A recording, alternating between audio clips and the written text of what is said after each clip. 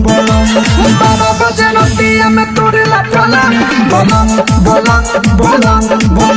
बलंग बलंग बलंग बलंग कोड़ा समाला लगा बुझाला कोड़ा समाला लगा बुझाला लेकिन हरेला नदम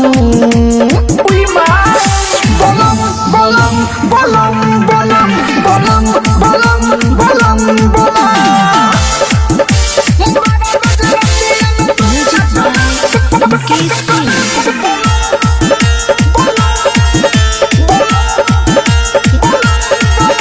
जरा के मारे दिया बुता के मारे पिया उठा के मारे पिया सुता के मारे पिया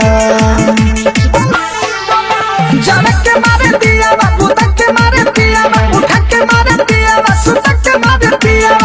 सुनो मोरा दहो दिल दर्द हो सुनो मोरा दहो दिल दर्द हो केहू से बारन कम उई मां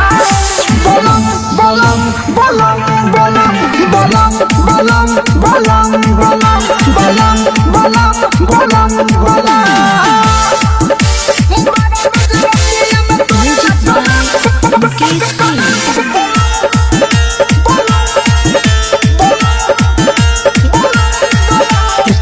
बाटे रोज के मारेला खोजे खोजे के चाहेला पूरा रोज के धारा के महारे पूज के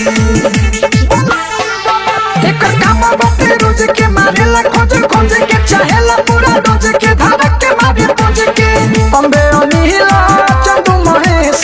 छोटू अनिला चंदू महेश दोनों फुलाइले भबम उई मां